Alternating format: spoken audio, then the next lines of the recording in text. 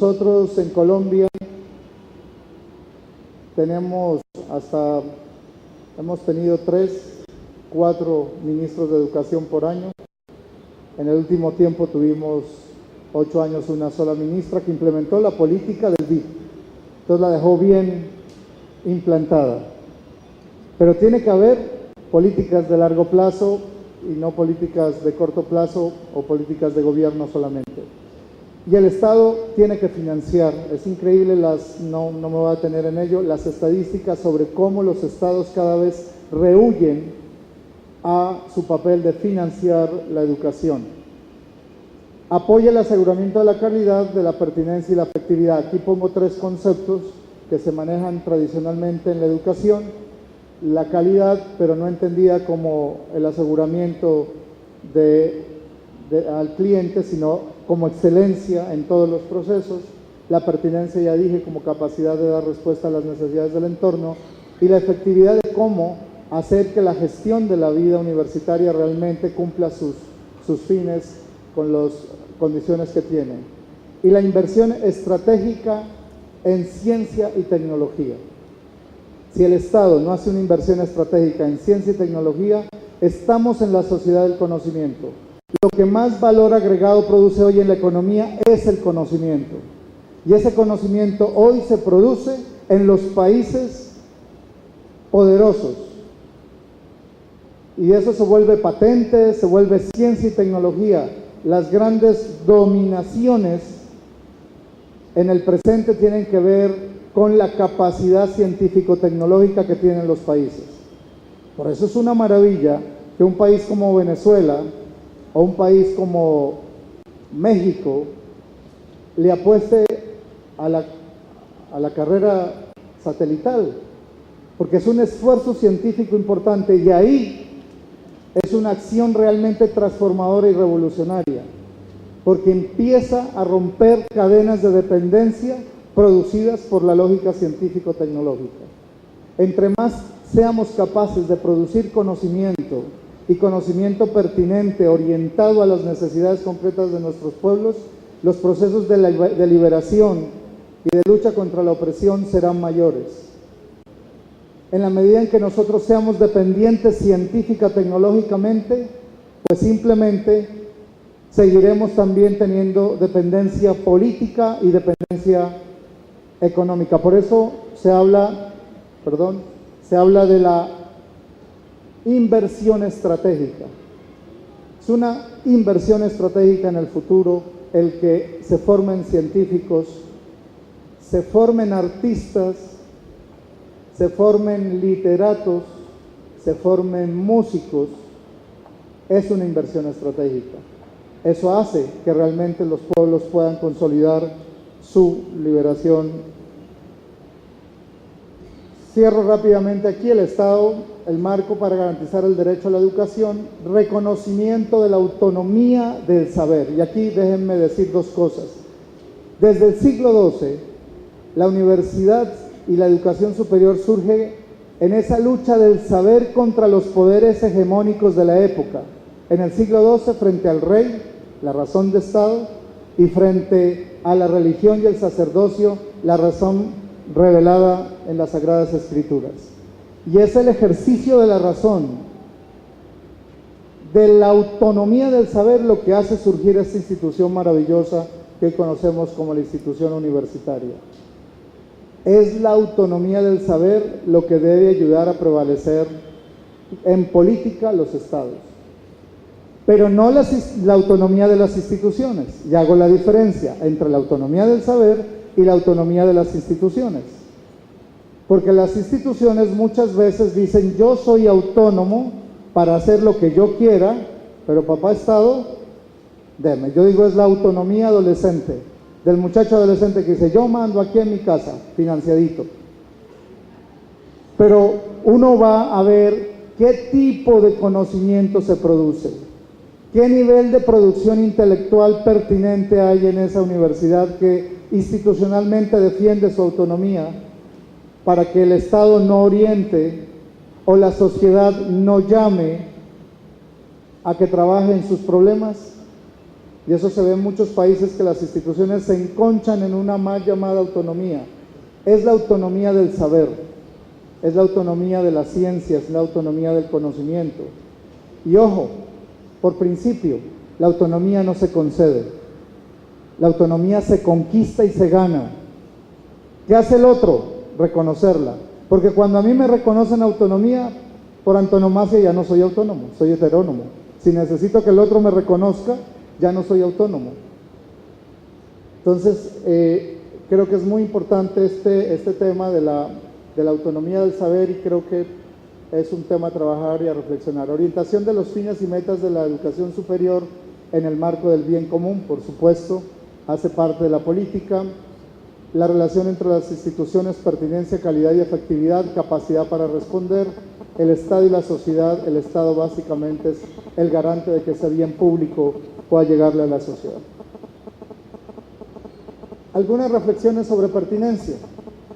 En la reunión de UNESCO se llegó a una de las conclusiones de que el mayor reto que hoy tenemos es cómo enfrentar la crisis civilizatoria.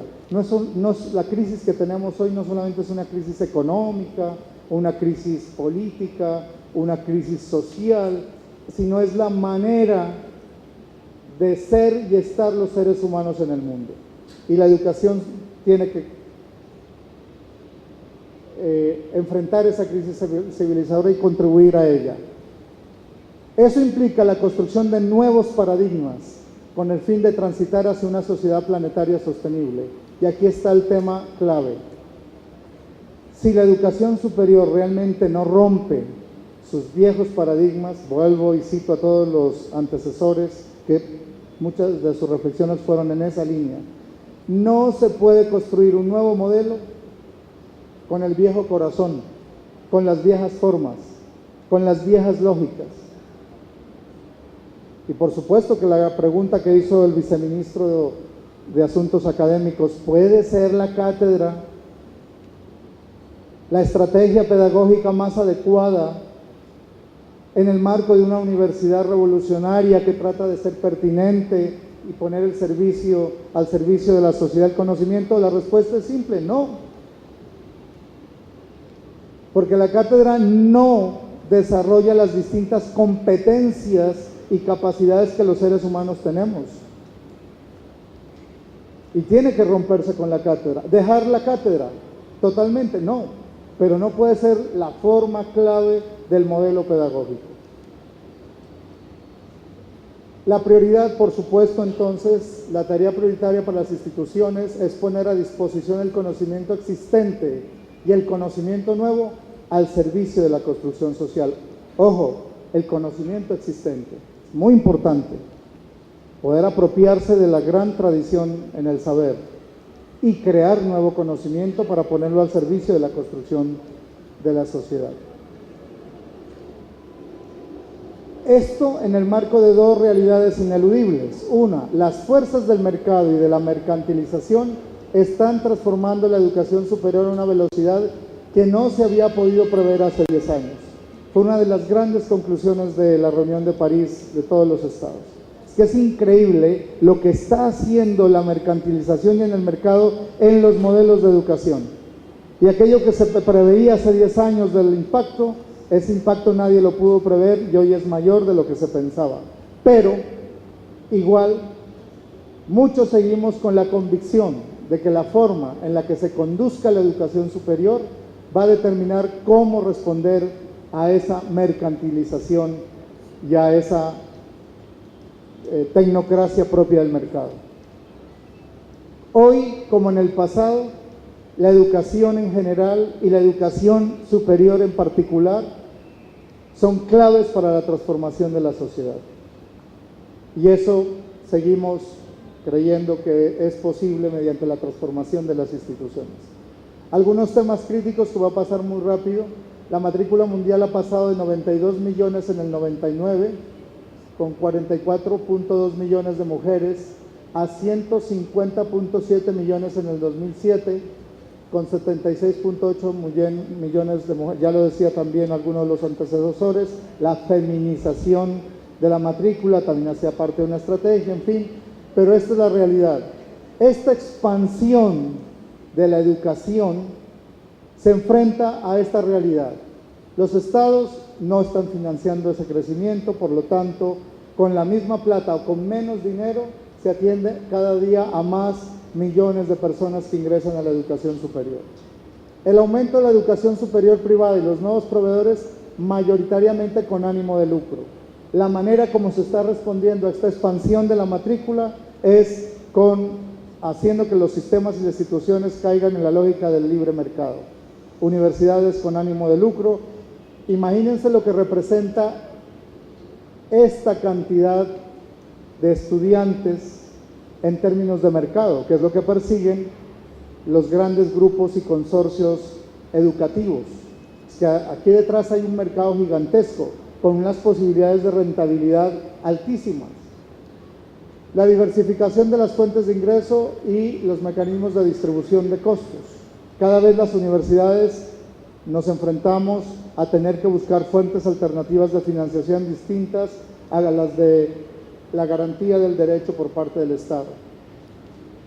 La internacionalización y la disolución de las fronteras nacionales.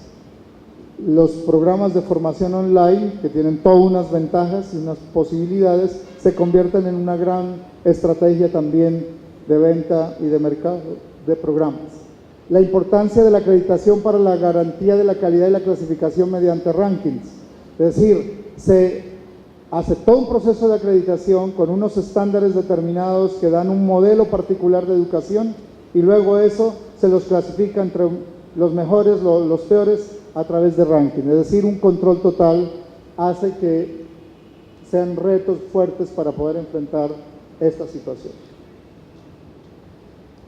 La idea del bien público en la educación superior está directamente relacionada con los roles de la institución educativa, de las instituciones de educación superior en la sociedad.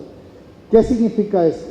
Yo puedo defender la educación superior como un bien público, pero la pregunta es, en mi ciudad, en mi localidad, en mi región, ¿cuál es el rol que cumple la institución de educación superior? Y puedo ser una institución de educación superior que se autodenomina bien público, pero que en su lógica no obra con coherencia y con autenticidad respecto a eso. Se convierte en la famosa casa o torre de marfil, alejada de todas las realidades concretas del entorno. En ellas es en ellas en donde se forma a las personas, a los nuevos profesionales, a los padres de familia, a los nuevos dirigentes. Y si en una región donde sucede década a década los mismos problemas y existe una institución de educación superior, el cuestionamiento sobre esos problemas cae directamente sobre la institución universitaria. Uno no puede decir, no, bueno, yo formé, ahí hice mi mejor esfuerzo, pero los problemas persisten. Es que si la educación superior no es la estrategia fundamental para la transformación de la sociedad, dígame qué otra estrategia podría haber, de fondo, de mediano y de largo plazo. Por lo tanto, la educación superior tiene una responsabilidad pública fundamental respecto a contenidos curriculares, a los valores que transmite, a la forma como educa, y es una responsabilidad pública. La reflexión sobre la contribución y responsabilidad social de las universidades implica una revisión a fondo de su misión. Y cuando hablamos de la misión, estamos hablando de qué tipo de educación superior estamos hablando. No podemos seguir reproduciendo los viejos modelos de instituciones educativas pensando en que son capaces de transformar la sociedad. Por otra parte, es necesario equilibrar el conocimiento económicamente pertinente, porque muchas veces lo que hacemos es orientar la educación superior a la economía, que es una gran necesidad, a la productividad, muy bien, importantísimo, pero también qué pasa con la pertinencia con el conocimiento humano. ¿Puede una sociedad realmente consolidarse en una transformación si no forma filósofos, poetas, artistas, músicos y solamente forma ingenieros, economistas, agrónomos, zootecnistas? Muy importantes esas disciplinas del conocimiento y áreas profesionales. Pero tiene que también orientarse la formación a que sea también socialmente pertinente y a todo el campo del conocimiento humano. Y eso necesariamente implica un ejercicio de equilibrio en el sentido de armonizar las distintas orientaciones profesionales. La educación superior puede ser eficaz y eficiente en términos de producción intelectual, sin ser académica y socialmente pertinente, ya lo dije.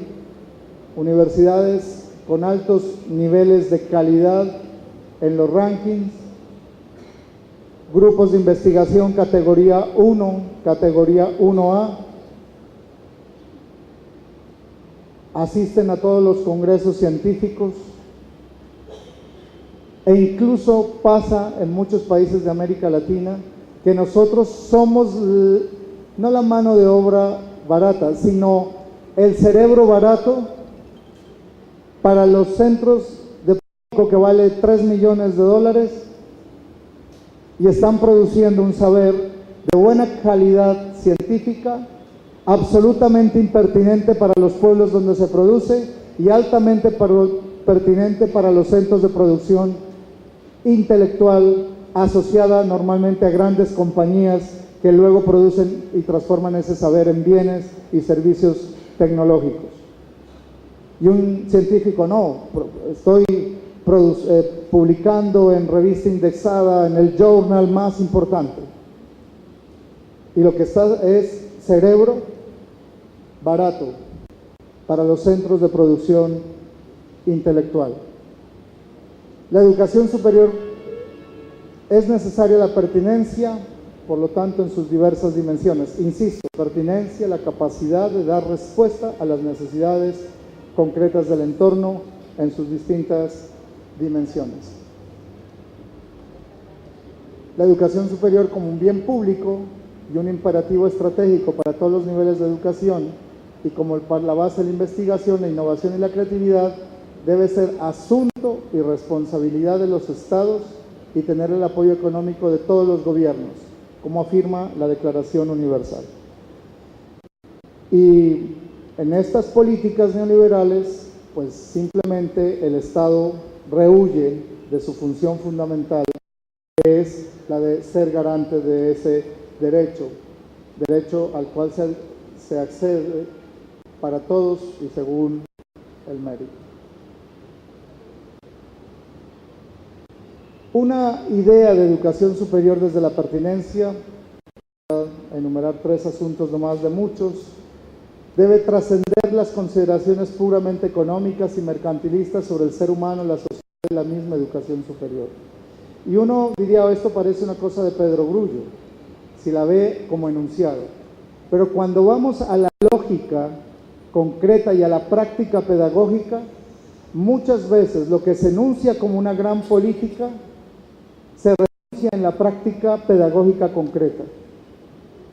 La manera como nos relacionamos con nuestros estudiantes, el tipo de relaciones pedagógicas interpersonales que establecemos, la vocación o no con la que asumimos nuestra tarea de educadores. Es ahí donde realmente tiene que hacer que los principios de que el ser humano no debe ser cosificado, de que la lógica de la relación tiene que cambiar, que ya no tiene que ser una relación vertical de imposición del que sabe sobre el que no sabe, donde la evaluación es el instrumento de poder más fino pero más profundo en las relaciones pedagógicas, es donde tiene que cambiar. Si eso no cambia ahí, podemos hacer enunciados de política sobre el bien público, sobre el servicio desde el conocimiento, pero realmente no se ha transformado a profundidad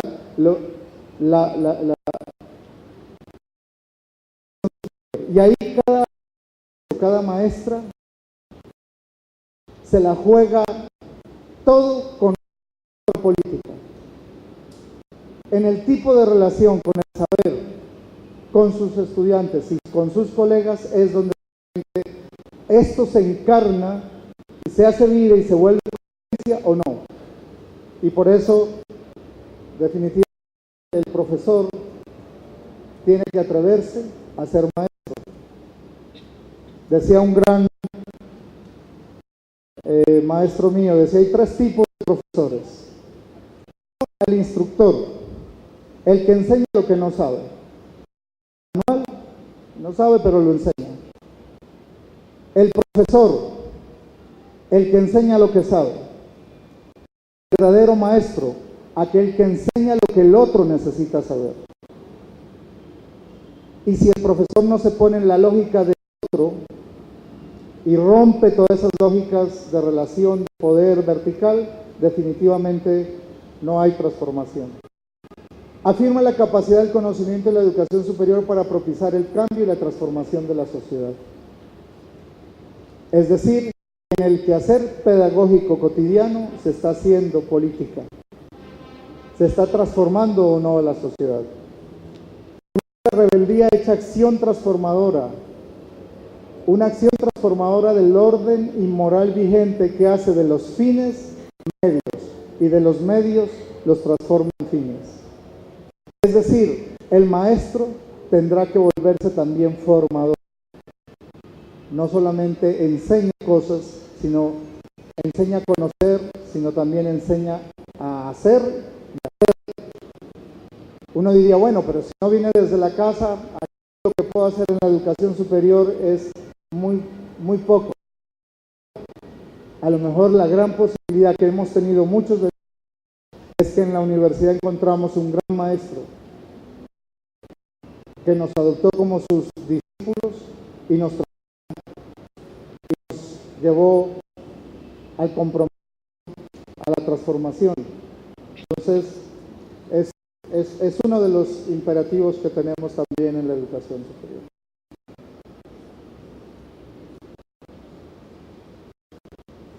Rápidamente, y esto no lo voy a explicar en detenimiento, pues básicamente la pertinencia social, se habla de pertinencia laboral, de pertinencia cultural, de pertinencia ecológica, de pertinencia de todo tipo. La pertinencia tiene múltiples dimensiones.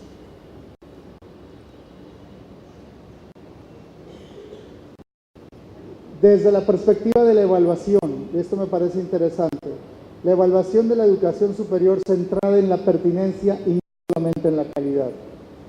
América Latina o los países de Centro y Suramérica llevamos 10 años apostándole a sistemas de calidad. No hemos construido el primer sistema de evaluación de pertinencia. Hay particulares, pero no se evalúa la educación superior desde la lógica de la pertinencia. Por supuesto, la pertinencia es clave, la inter y la transdisciplinaridad, ya lo afirmé. La pertinencia cultural me parece, si hacemos un país y un continentes pluriculturales, saberes, idiomas, lógicas distintas, perdidas, porque no nos da la tarea de conocerlas y desarrollar esos conocimientos. Opción por un nuevo modelo de ser humano, de sociedad y de algunas actividades, sugerencias rápidas de cómo volver la pertinencia en la docencia, por supuesto, integración curricular.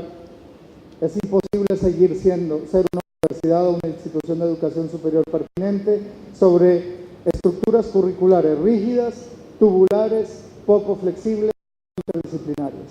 Ya ustedes lo conocen más a fondo, no me detengo en ello.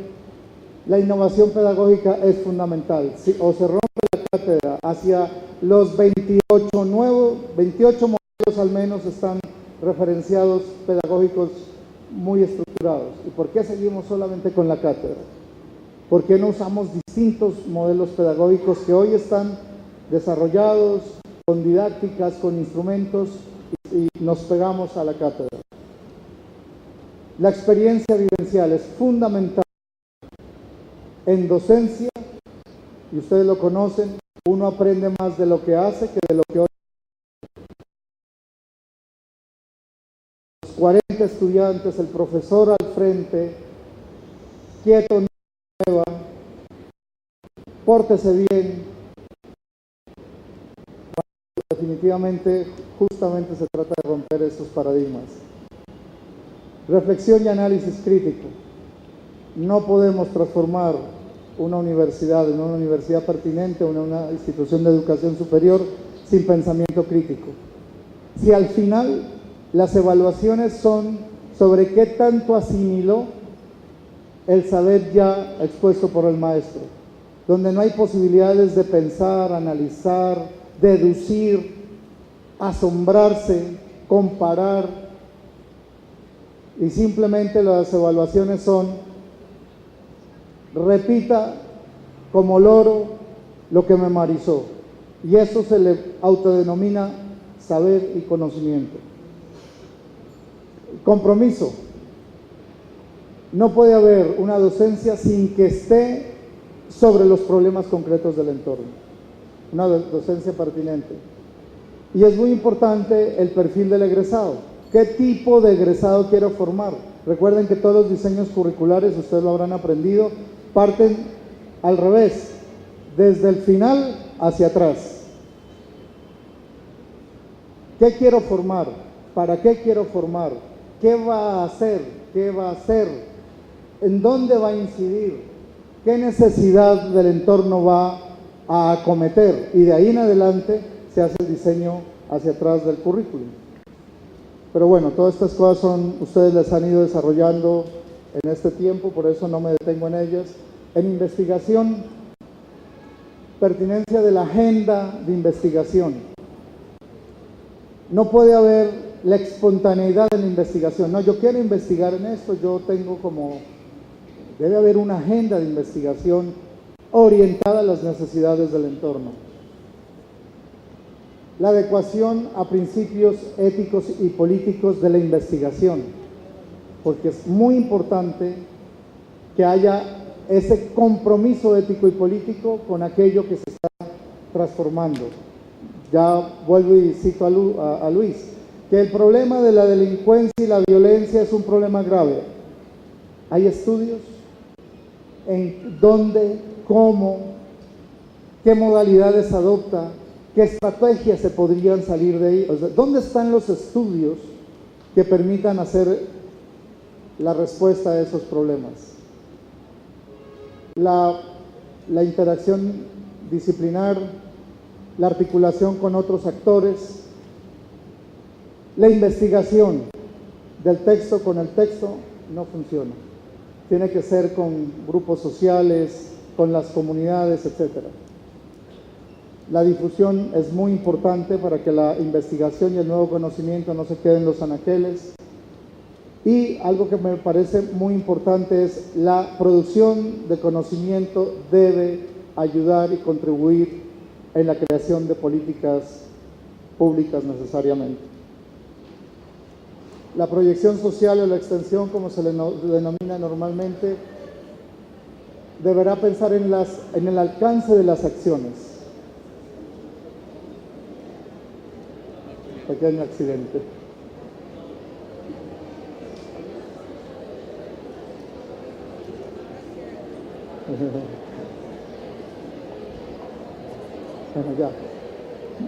Bueno, ya creo que ya se solucionó el incidente. Voy a pasar rápidamente.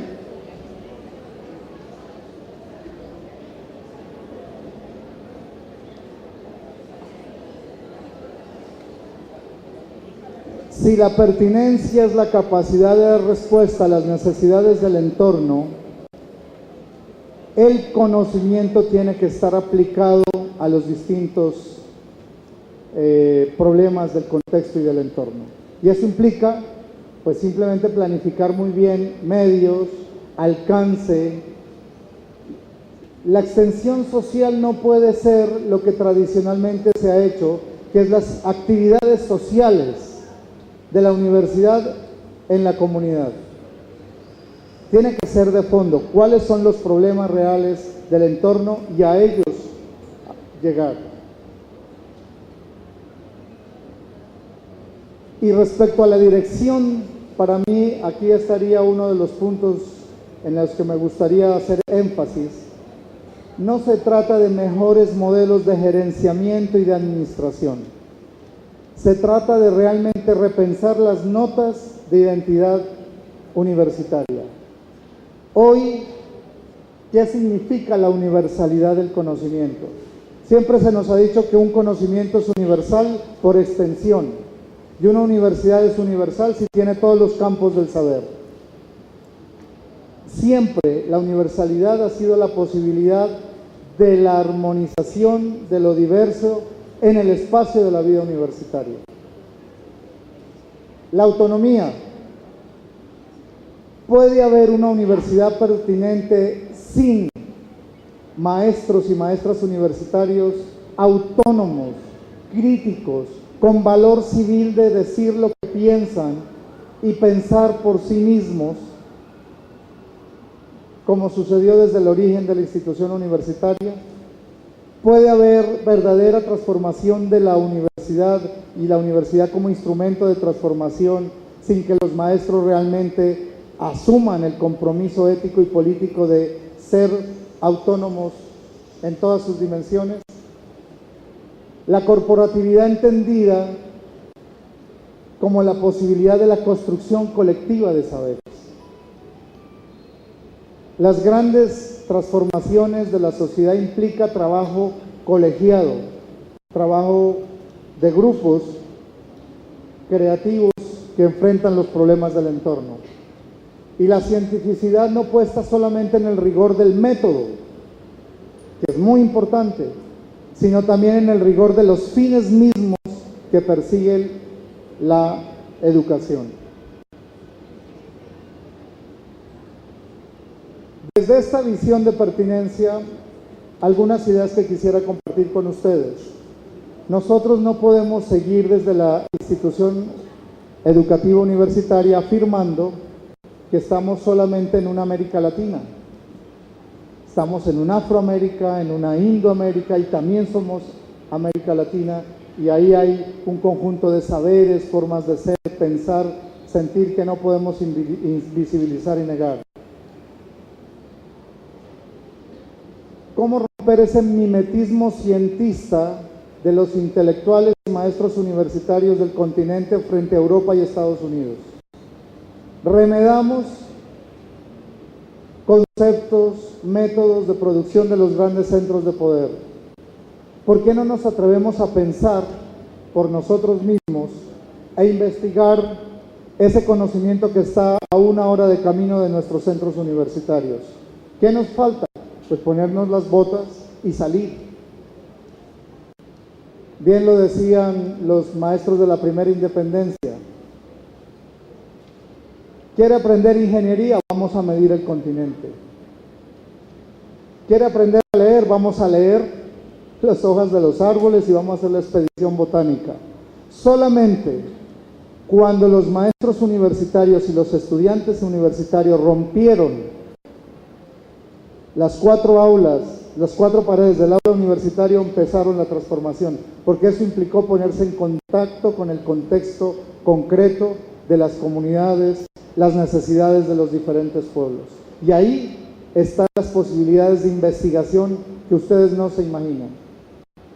Un profesor me decía: Manuel, tú has escrito algunos textos, dime, yo quisiera aprender, porque a ti te invitan, sobre todo cuando regresábamos de la conferencia de París, ¿cómo haces para llegar a París? Yo le digo: muy simple, yendo a Toribío. Toribío es el pueblo más violento, que queda 2 horas y media de mi región. La única manera de producir conocimiento pertinente y que ese conocimiento pertinente tenga alguna relevancia es con la comunidad, y eso implica romper ese mimetismo cientista respecto a Europa y Estados Unidos. Perdón.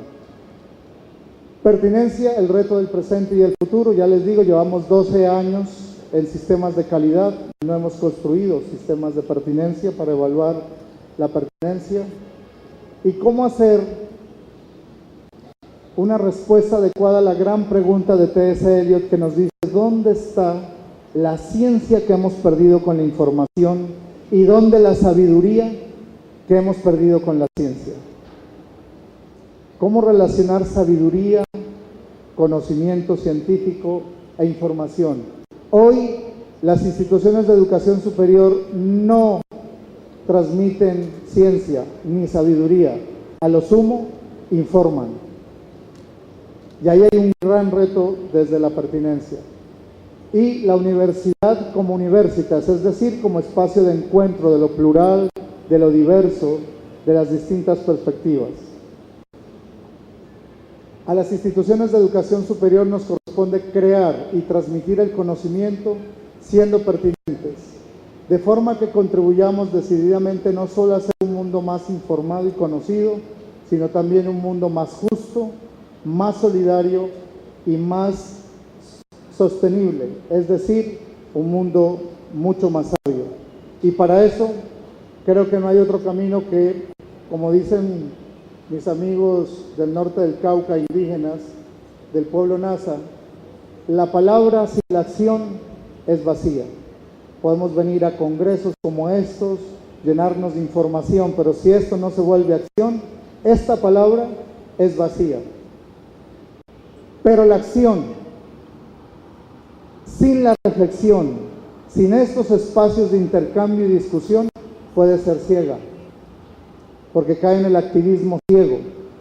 Es necesario que la acción se junte con la palabra para que no sea ciega. Y para mí aquí lo más determinante, la palabra y nuestra acción educativa tiene que siempre tener el horizonte del bien común y de la comunidad, porque si no es muerte. De nada nos sirve volvernos los grandes intelectuales con palabra mayor si eso no ayuda a transformar la comunidad y al bien común. O de nada nos sirve ser los grandes actores sociales si esa acción social no transforma ese individualismo y nos permite ser cada vez más comunidad y construir dentro del espíritu del bien común. Desde estos espacios, a veces de aquello que ha sido olvidado tradicionalmente por la epistemología tradicional, es donde se están construyendo los verdaderos procesos de transformación de la educación superior. Cierro con esto. Un líder indígena, me gusta siempre contar esta historia, dice que en la primera globalización, la de 1492, y él dice que ya hubo una globalización, la de 1492, donde un sistema mundo se impuso a otro. En esa época se decía que los negros y los indios no tenían alma. Y quien determinó eso fueron los teólogos, los juristas, los intelectuales y humanistas de la época. Y hoy, dice Alcibiades Escué, en la segunda globalización pasa igual. Y hoy se dice que los pueblos negados e invisibilizados no tienen ciencia, tienen saberes, no tienen idiomas, tienen lenguas, no tienen cultura, tienen folclore, no tienen teología y espiritualidad, tienen creencia y supersticiones.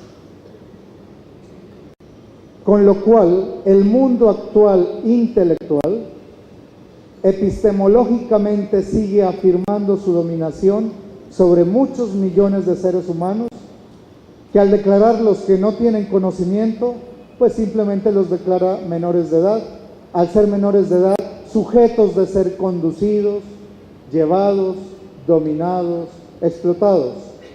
Como en la primera globalización, cuando se dijo, como no tiene alma, no es ser humano, por no ser humano, no tiene derechos.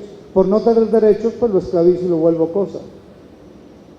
De los indígenas se dijo en esa época, que tenían alma incipiente, es decir, un alma chiquita. Por lo tanto, eran menores de edad, igual, para ser conducidos, dominados. Esto para decir una palabra final. A la base de toda invisibilidad y negación social, económica, política, cultural y educativa, hay una invisibilidad y negación epistemológica. Y la tarea de la educación superior es romper esa invisibilidad. ¿Cómo? Produciendo conocimiento pertinente. Y la única manera de producir conocimiento pertinente es al lado y con los procesos sociales y comunitarios que luchan desde la resistencia por la transformación de la sociedad. Muchas gracias.